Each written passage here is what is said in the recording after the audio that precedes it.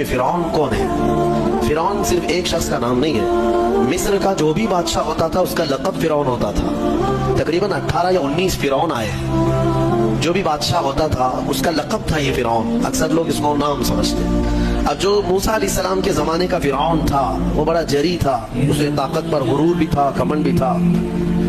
ایسا ہے کہ تقریباً 100 سال تک تو کبھی اس کو سردی بخار بھی نہیں آیا، بیمار کبھی نہیں ہوا۔ تو آدمی کو جب کوئی تکلیف نہ آئے تو وہ غرور میں بڑھ جاتا ہے اور اسے ایسا لگنے لگتا ہے کہ میں سب سے پاورفل آدمی ہوں دنیا کا، مجھے کچھ ہو نہیں سکتا۔ تو یہی فرعون ہے جس نے اپنے زمانے میں یہ اعلان کیا تھا کہ لوگوں میں تمہارا رب ہوں، تمہارا بڑا رب میں ہوں، میری عبادت کرو۔ بات تو چل رہی تھی اور لوگوں کو اپنی خدمت پر معمور کرنے کی بجائے اپنی عبادت پر معمور کرتا تھا، ہزاروں لوگ اس کو سجدہ بھی کرتے۔ ایک دن ایسا ہوا کہ فرعون نے خواب دیکھا، آسمان سے ایک تارا ٹوٹ کر اس کی گود میں گرا یا اس کے محل پہ گرا اور پھر آگ لگ گئی اس کے محل پہ۔ وہ گھبرا کر کے اٹھا، صبح نجومیوں کو، کاہنوں کو بلایا کہ اس خواب کی کوئی تعبیر صحیح صحیح بتا دے۔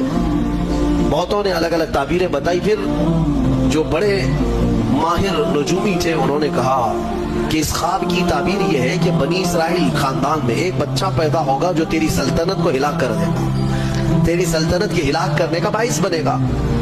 خواب کی تعبیر سننے کے بعد شاہی فرمان جاری کر دیا اس نے کہ بنی اسرائیل میں آج کے بعد جو بھی لڑکا پیدا ہوگا اسے مار دیا جائے گا، کیونکہ وہ بچہ کہیں سلطنت کی ہلاک کرنے والا پیدا نہ ہو جائے۔ تو یہ اعلان کے بعد بنی اسرائیل خاندان میں جو بھی لڑکا پیدا ہوتا اسے مار دیا جاتا، بیٹوں کو ذبح کر دیتا تھا اور لڑکیوں کو زندہ چھوڑ دیتا تھا۔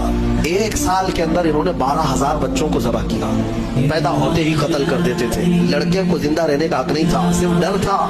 یہ وہ زمانہ ہے جب موسیٰ علیہ الصلوۃ والتسلیم کی ابھی ولادت نہیں ہوئی، ولادت سے پہلے اتنے بچے مارے گئے۔